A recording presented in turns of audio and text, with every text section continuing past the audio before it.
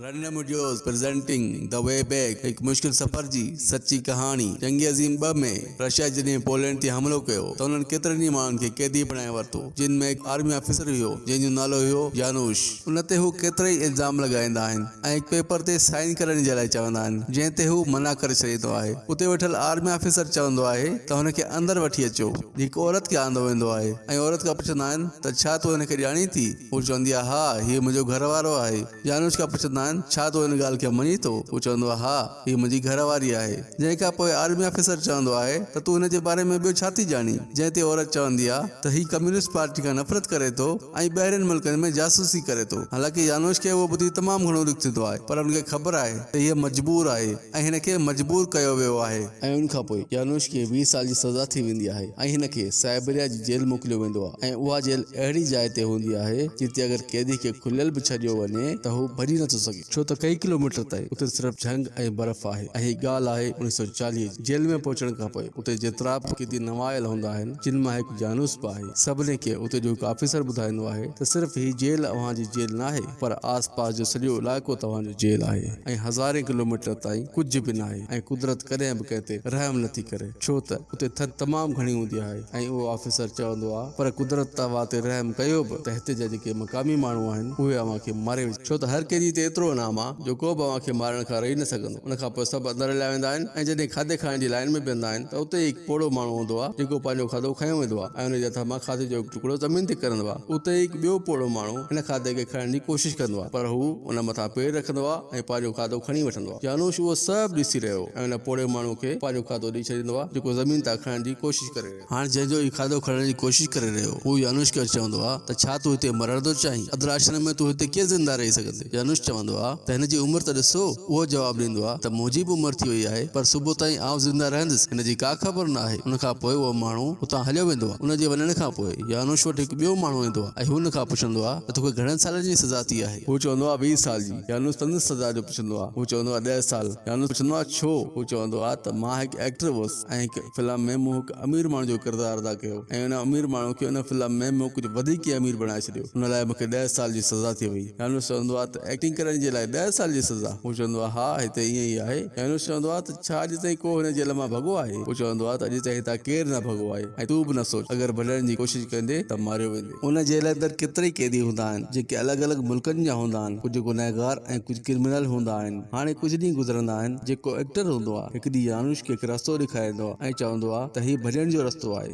मां केतिरनि ई ॾींहंनि खां तो जहिड़े हिकु साथी जी तलाश में हुअसि जंहिं अंदरि हिमत हुजे ऐं जेको भॼी सघे। यानुश पुछंदो आहे पाण वेंदासीं किरां? चारई पासा सोवियत आहे ऐं हिकु तरफ़ जर्मन आहिनि। हू चवंदो आहे त ॾखण तरफ़ हली सघूं था, बॉर्डर पार करे मंगोलिया पहुची वेंदासीं, पर पाण खे सियारो ख़तमु थियण जो इंतज़ारु करणो पवंदो, छो त हींअर सीउ ॾाढो आहे ऐं उन में पाण मरी सघूं था ऐं पाण खे इलाही खाधो बि गॾु करणो पवंदो, छो त सफ़र तमामु घणो डिघो आहे। मंगोलिया हितां कई हज़ार किलोमीटर परे आहे ऐं उन खां पोइ हू खाधो गॾु करणु शुरू कंदा आहिनि। जेल में हू काठ कटण जो कमु कंदा आहिनि। हू जंग में वेंदा आहिनि, काठियूं कटींदा आहिनि ऐं वापसि ईंदा आहिनि। हिकु दफ़े जॾहिं हू वापसि अची रहिया हुआ त बर्फ़ जूं तेज़ हवाऊं हलणु शुरू थी वेंदियूं आहिनि। एतिरो त सीउ हूंदो आहे जो मौक़े ते 4-5 माण्हू मरी पवंदा आहिनि। उते हिकु पोड़ो माण्हू मिस्टर सिम चवंदो आहे त जंग जी तरफ़ हलो, न त हिते मरी पवंदासूं, पर उन्हनि जो इंचार्ज चवंदो आहे त असांखे हिते ई बीहणो पवंदो, असां जंग ॾे नथा वञी सघूं, छो त हू ॼाणे थो त जंग मां कैदी भॼी सघनि था। पर मिस्टर सिम हिन जी ॻाल्हि नथो मञे ऐं हू जंग ॾांहुं वञणु शुरू करे छॾे थो। इंचार्ज चवंदो आहे त आउं तोखे शूट करे छॾंदुसि, पर हू नथो बीहे, छो त हू ॼाणे थो त अगरि रुकियसि त बि मौत आहे। उन खां पोइ इंचार्ज चवंदो आहे त सभु जंग ॾांहुं हलो ऐं हू सभु जंग में हलिया वेंदा आहिनि ऐं सभिनी जी जान बची वेंदी आहे। अॻे ॾींहुं हुननि सभिनी खे लाइन में बीहारींदा आहिनि ऐं आर्मी ऑफिसर ईंदो आहे। मिस्टर स्मिथ खे चवंदो आहे तोखे सीउ घणो थो लॻे न, तूं ॿाहिरि अच। ईअं करे हू केतिरनि ई माण्हुनि खे ॿाहिरि कढंदो आहे, जिन में यानुश बि हूंदो आहे। मिस्टर स्मिथ चवंदो आहे त कल्ह ई मारे छॾियो हा त सही हुयो, ही पाण खे खाण में मोकिले रहिया आहिनि, उते सिर्फ़ मौत आहे, छो त उते इलाही पॉल्यूशन हूंदी आहे ऐं उन्हनि खे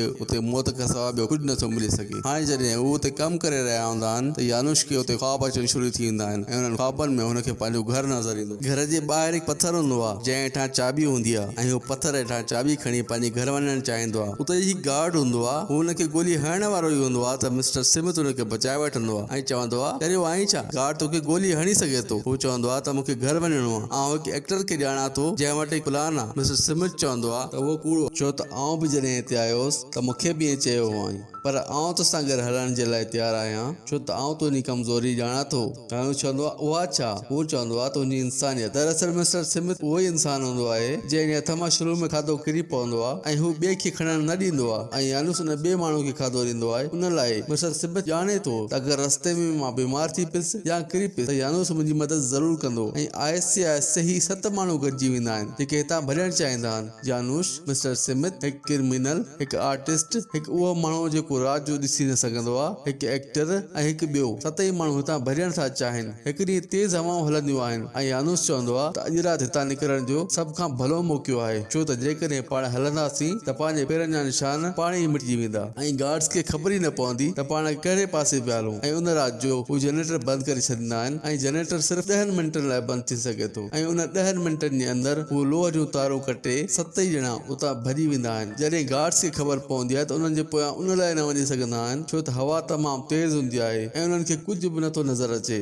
ऐं उन खां पोइ हू उन्हनि जे पोयां कुता छॾे ॾींदा आहिनि। हाणे हू सभु भॼी रहिया हूंदा आहिनि ऐं उन्हनि जे पोयां कुता आहिनि ऐं हवाऊं एतिरियूं तेज़ हूंदियूं आहिनि ऐं एतिरियूं थधियूं हूंदियूं आहिनि जो इन्हनि खे बि अॻियां कुझु न पियो ॾिसिजे। उन वक़्तु यानुस उन क्रिमिनल माण्हू खां चाकू वठी वणनि जा छोड़ा कटे उन्हनि मां बूथाड़ा ठाहे थो त उन्हनि जे मुंहं ते थधि ऐं हवा न लॻे। हाणे हू सभु बूथाड़ा पाए हरे हरे अॻिते वधनि था ऐं सॼी राति हलंदे हलंदे सुबुह ताईं हू जेल खां काफ़ी अॻिते निकिरी वेंदा आहिनि। हालांकि एतिरो परे न हूंदा आहिनि पर पोइ बि हिते बर्फ़ एतिरी हूंदी आहे जो गार्ड्स जो पहुचण बि तमामु मुश्किल आहे। ऐं सुबुह जो हू सभु हिक ॿिए वटि ॾिसंदा आहिनि त हिननि वटि खाइण जे लाइ छा छा आहे। उन्हनि वटि बसि कुझु ई हफ़्तनि जो राशन हूंदो आहे ऐं उन्हनि जो सफ़र महीननि जो हूंदो आहे। मिस्टर सिमथ यानुस खे चवंदो आहे त तूं हिन क्रिमिनल ते एतबार करे सुठो न कयो आहे छो त हू बदअफ़ाल आहे ऐं जेल में हिन हिकु इंसान खे सिर्फ़ उन लाइ मारियो त हिन खे उनजो स्वेटर खपियो पिए। यानुस चवंदो आहे त असां सभिनी मां सिर्फ़ उन वटि ई चाकू आहे ऐं उन चाकू जी पाण खे ज़रूरत पवंदी। हाणे हू अॻिते वधण शुरू कनि था ऐं यानुस सिज ज़रिए उन्हनि खे रस्तो ॾेखारे थो ऐं उन्हनि खे बसि